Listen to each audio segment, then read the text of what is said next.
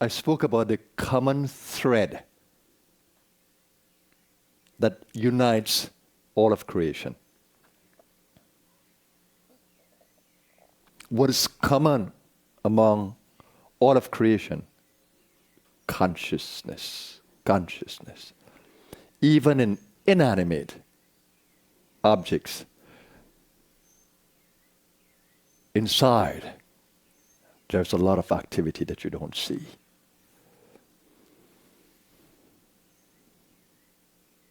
And that inanimate object will carry properties that come from that consciousness and operation inside. But in living beings as we define them, they're expressing themselves, we see life, sentient life. Living beings.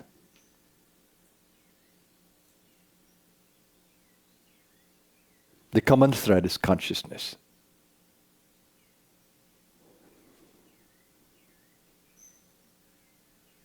But we have a multiplicity of objects and living beings. And there's diversity. So there is a consciousness of diversity.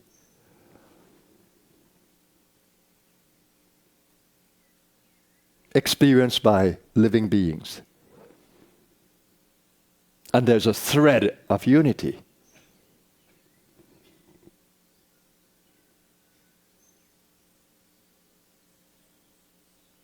How do we reconcile that within us? There is diversity in our consciousness and there is unity in our consciousness. So it brings us to the idea of individuality.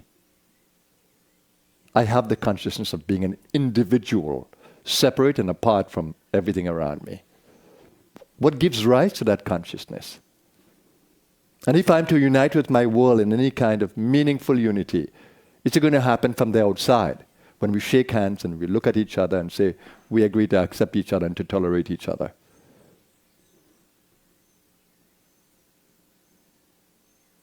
Is that the recipe for unity? Signing a treaty of tolerance,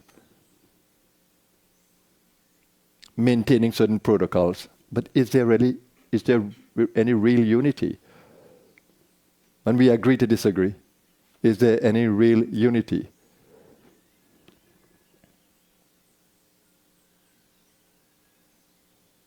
I said yesterday that true unity comes when we go inward to the center of conscious being, to examine what happens when we venture inward to the center of conscious being. The landscape changes, the landscape of consciousness, the way we see life changes.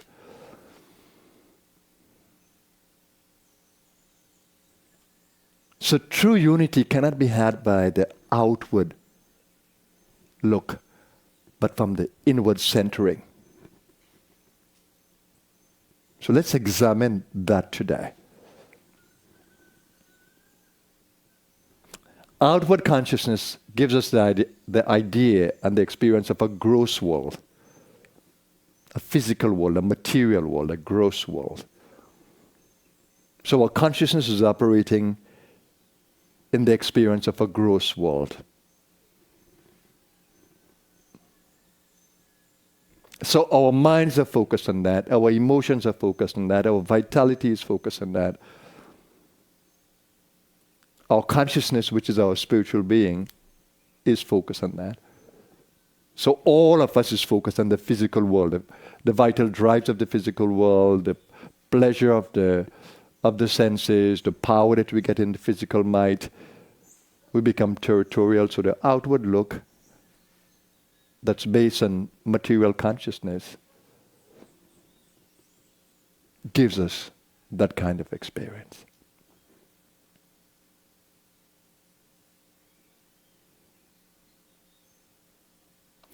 So all of us, mind, emotion, vitality, consciousness, everything is taken up with physicality. Is that your story? When we speak of a dark yuga, that we are still in a dark yuga, and ignorance is predominating, tamas quality, and an ego in its rajas mode is predominating. We have a lot of selfish motives driven by ego in ignorance. That's the qualities that predominate in a dark yuga, with the sattva quality, which is that of peace and harmony.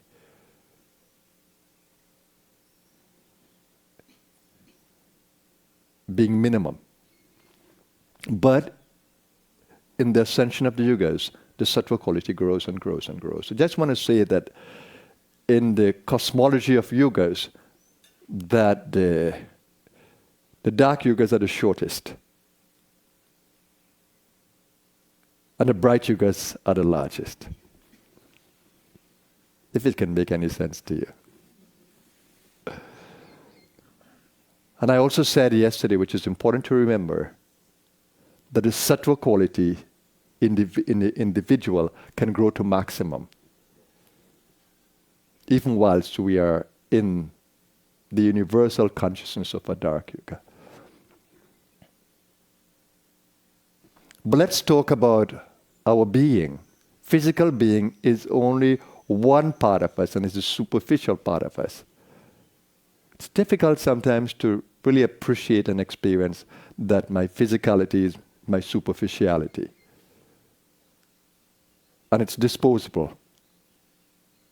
We get that rude awakening when terminal illness or death approaches.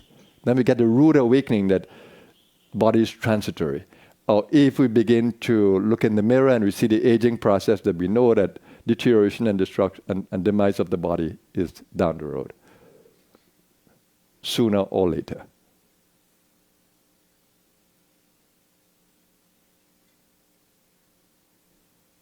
But there's immortality inside of us. So you can breathe a sigh of relief. There's immortality in us. And the immortal in us is dreaming mortality. Caught up in the body, it's dreaming mortality. So that's the great news, that we are immortals.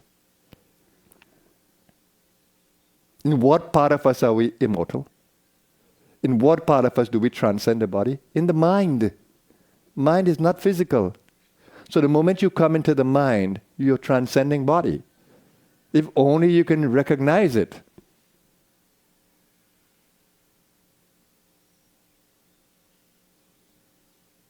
If you can really, really be aware of your mental field, it's a subtle field. When you project a mental wave of energy towards another, they can catch that energy. When you project an emotional wave of energy towards another, they can catch it. And if you have a strong vitality and you push your vital energy, as some masters do, to push their vital energy into the space, the person feels the impact of it. So there are subtle parts of us, mental, emotional, vital, that are not physical. And they constitute immortal qualities. So if you learn to focus on those and begin to experience them as separate from the physicality, you need to be able to distinguish what physicality is, what grossness is, and what subtleness is. So when you sit in the meditation, you need to experience gross and subtle. Your subtle is your more permanent being, your immortality. And gross is your mortality. And hence the prayer of the Upanishad that says, Mrichorma, take away the gross consciousness.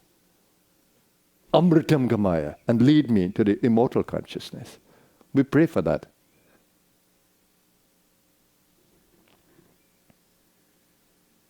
So the goal would be to give more attention to the mental field. That can give us an experience of a greater connection between us. and the emotional field, and the vital field. That can give us a greater connection between us than the physical, which is very gross, very transitory, and not immortal.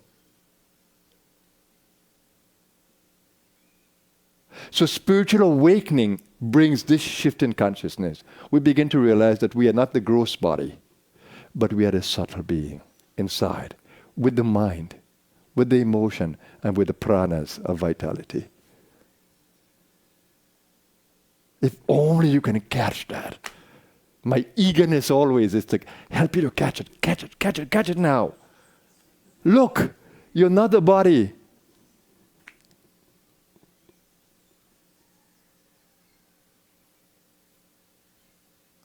So the unity is in another space, the immortal space.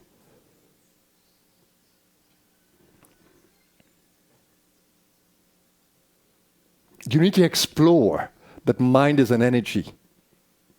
It's not gross. When someone holds you in their positive intention, you can feel a lift. Where is it coming from? The mental field is converging with yours.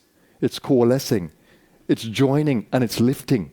Whenever you concur in the mental field, there's a synergistic experience of the mind becoming bigger. If you have ever had the ability to converse with someone with a more expansive consciousness, more intuitive, you will actually feel your mind growing in the company of that person. That's unity at the mental level.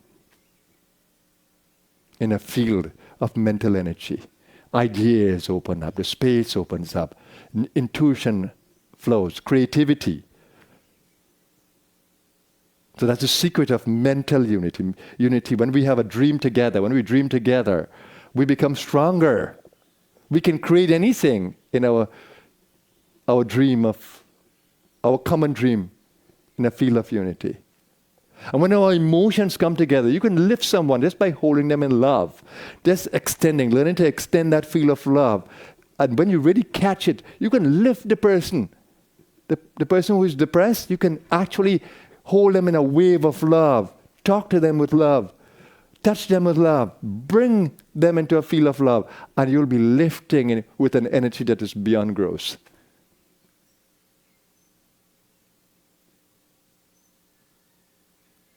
And when you are very vital, like you see chi masters or masters full of prana, yogis, just by the motion of their hand and their vitality, they can give you such a wave of energy that it shakes your whole being up.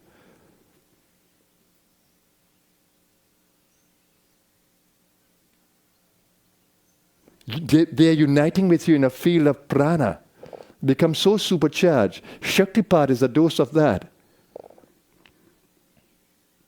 When these masters come together, even if it's movement or song or music, they wrap you in a field of energy that is so beautiful that your vitality increases immediately.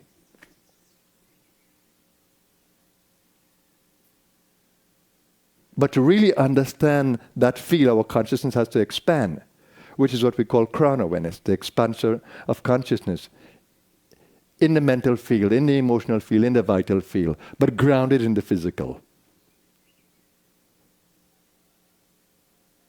So you have this power to unite across the diversity. The physical gives us the idea of diverse. The mind doesn't. The mind can begin to explore that which is common to us, and it can share ideas in a common field. But nobody owns the store of ideas. We can actually feel it's coming from another space, a higher self. And we can unite across a field of love that brings out the beauty of everyone. They want to dance and sing and play in a field of love. And vitality. We can unite in a field of vitality where the prana of everyone begins to become greater and greater and greater. There is no depletion of prana, but an increase in prana in all, like when you're chanting together, when you're meditating together. There's an increase in pranic energy. So the consciousness to expand So we need to continuously push the borders of consciousness to experience more and more. I want more love. I want to be able to understand more. I want the borders of my mind to stretch beyond belief. And I need to feel a vitality in me that is infinite. Because we have a store of infinite vitality. When the body ages and the body cannot be recharged, it doesn't mean our vitality, our store of vitality is less. It means the recharging power in the body is less. But our store can be so huge that when the body becomes unsuitable, we move out of the body with a huge field of vital energy. Masters leave in so much light that everybody around becomes so uplifted when they leave the body. Because the light is so huge, cannot be contained by a body that cannot be recharged. This is the science of the future. Understand it. The science that we learn in a textbook is a crude science. This is a science to elevate our souls, to change our world, to drive technology with sattvic intent. Not to destroy, but to create and to build, and to nourish and to heal. That's where technology should go. We are still in a crude yuga, but the good news is that we are going to get better and better. So we need to come together, stay together, in the light. Recharge ourselves with prana, with love, with mental unity and togetherness, and then drive the physical field. And always remember, you're not going to be on this plane forever. You're on a vacation here.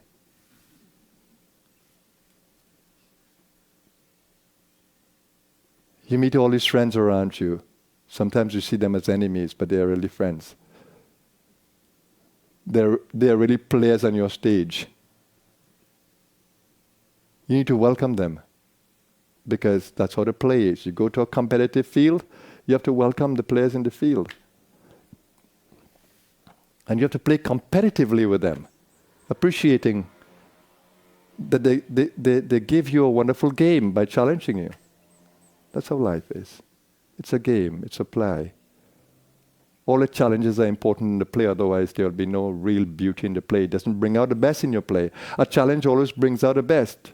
When you're challenged, you want to do good, you want to do better. You want to excel. So will you wake up? True unity lies within, in the internal, in the subtle. And there is so much sharing we can do at that level, it's incredible. We have incredible love to share there. Mental ideas that are constructive, that are liberating. And so much vitality we can share across the planet. But we have depleted the stores of vitality in nature. The prana of foods now is so depleted. The prana of water, the prana of the air. There's such a depletion. So we need to recharge our earth again. We need to heal our earth. We need to heal our people. We need to infuse prana in everything again. Correct food, correct air, cleaner air, purer foods. Good intentions, that's good quality prana. Loving each other, having positive intention, that's good prana, good prana. Are we going to wait on some alien to come and change our world? Or are we going to do it from within our being? Our beings. Education is the way. Knowledge is the way. Understanding is the way. Not fighting. Higher consciousness is the way, not lower consciousness. Let's go into the meditation.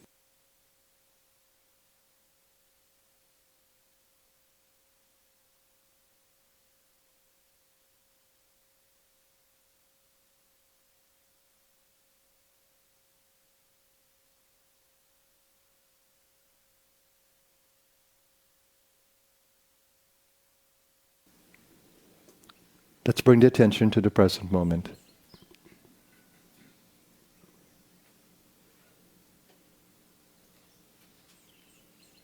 Let us bring the key elements of this talk into the meditation. Open the consciousness field. Let's scan using your power of attention. Unintention. Scan the field. And be happy that consciousness is unlimited, infinite.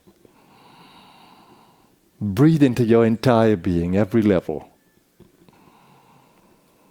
As you bring prana into the field, opening up every center within you to infinite being.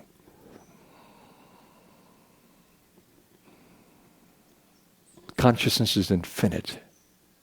There are no borders in my consciousness. Let your mind absorb that. Let your mind become more intuitive and not caught in beliefs and expectations and all these finite consciousness expressions. Open up your field to new possibilities. Learn that. Learn to open up your field. Expand the borders of your mind, the boundaries of your heart, the limitations of your vital nature. You have the power to recharge the gut as long as the body can take it and to the extent to which the body can be recharged. Recharge it. Breathe into the gut with the highest awareness of being. Let the consciousness of mind envelop your entire being. The joy and love of the heart envelop your entire being.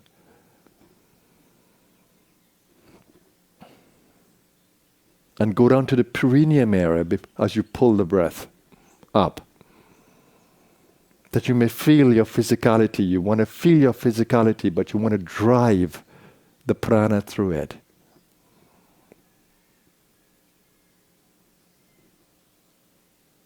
Let this be an incredible meditation.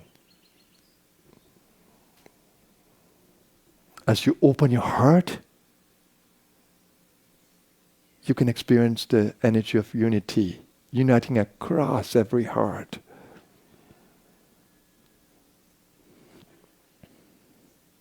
As you use your mind to tune in to all the qualities that you want to increase within your being. Peace, contentment, joy, kindness, compassion. Use your mind to embrace these qualities. And every time you feel a limit, pray to push it. Look for grace to push it. Look for the evolutionary power that drives expansion of consciousness. It's behind the breath. It's behind the thought. It's behind the emotion. It's behind the intention. It's behind the attention. Look for the evolutionary power.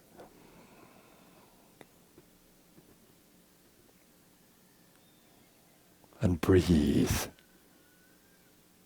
Breathe the prana in. Look for every center. Root, sacral, navel, heart, brow, crown. Don't neglect anyone. They all are important.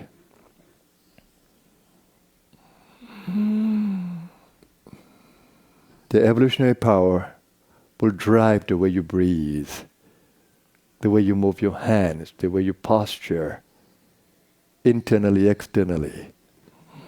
Ride that wave of evolutionary power. Be the skillful surfer with your mind and your intention.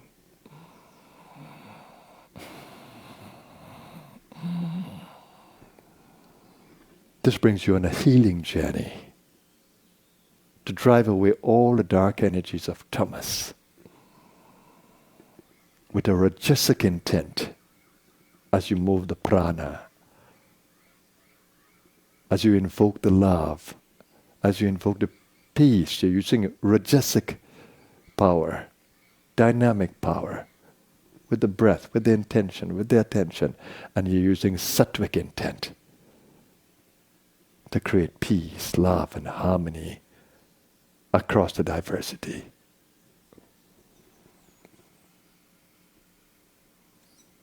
Delight. Delight in the fact that you can breathe prana, you can channel prana, you can invoke the evolutionary energy. Delight. Do not be a beggar. Do not feel poor. There's abundance in your field. Tap into it.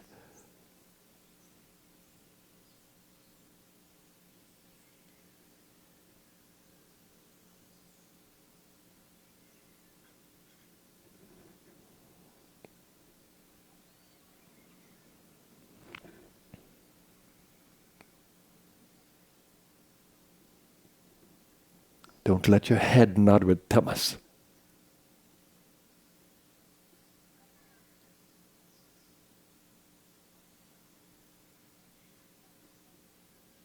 Recharge.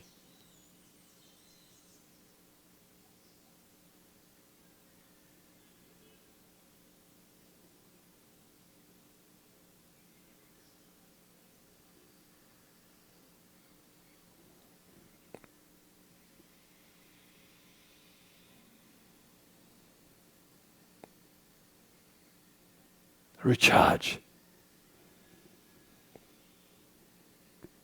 Across every level of being.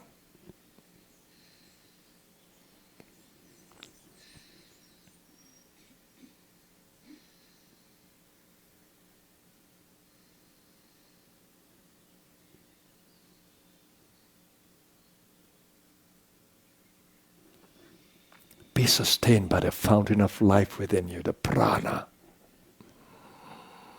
Breathe into every chakra. Scan to see where you're lacking. Recharge, recharge, recharge.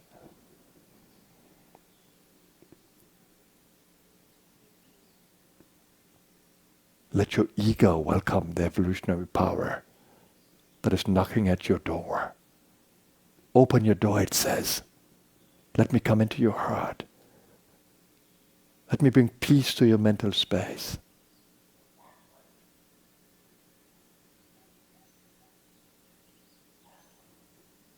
Let me heal you. Let me revitalize you. That's the evolutionary power knocking at your door.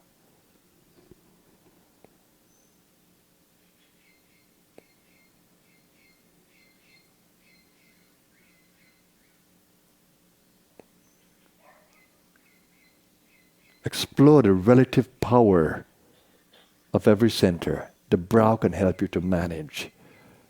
The heart can help you to heal and expand and glow. The gut can help you to stay strong with your vital energy. The root can give you a shine in the body as you bring the vital energy to every cell, to every bone, every tissue, every muscle, every organ.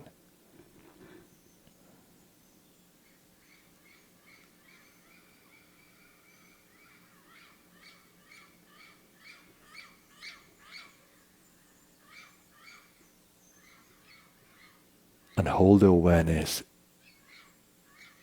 in that infinite being. I live, move, and have my being.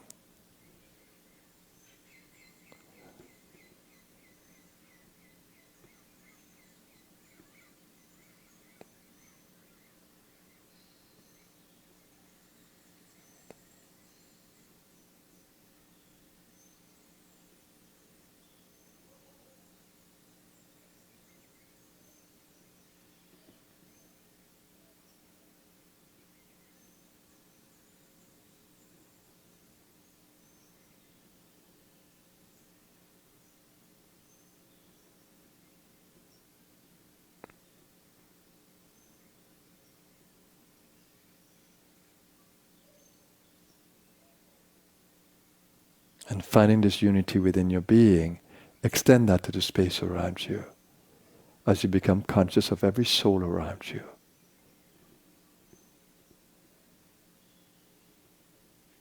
May all the beings in all the worlds be happy. Loka samasta sukhino bhavantu.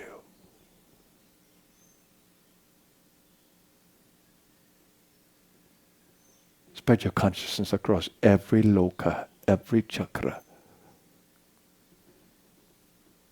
every plane of existence. You are touching every plane of existence. Loka samasta sukhino bhavantu.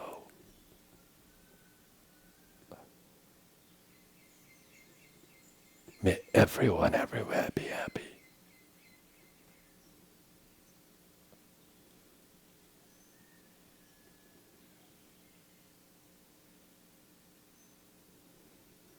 This is how we'll create a world of peace, love, and harmony.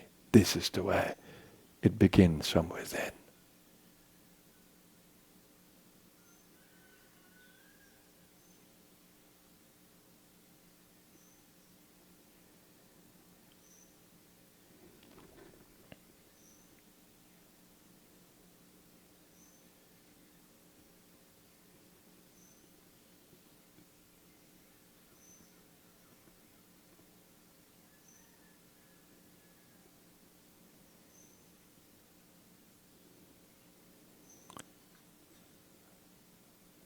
And now let's look ahead to this day, to delight in it.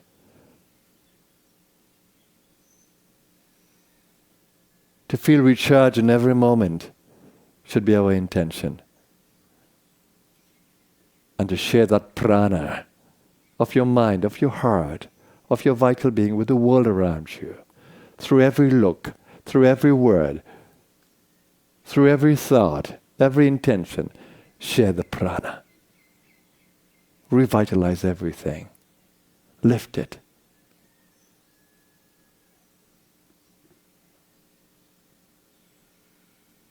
It makes a more purposeful living, more meaningful living.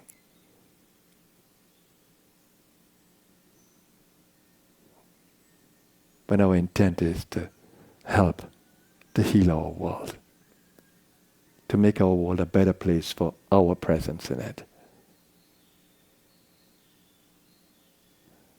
I center my consciousness in the source of my being as I prepare for a new day. I feel so recharged in my being, connecting with my divine self, my higher self, myself of all possibilities. I feel divine and nourished in that connection.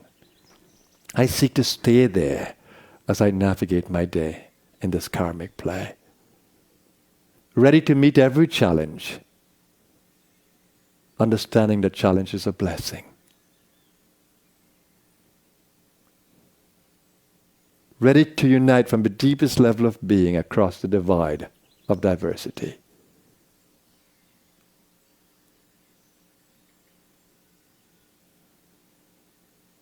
I place my intention in the divine. May I be the perfect instrument of divine will. May my every thought, word, and action today be a blessing to my world. May I be a light to all.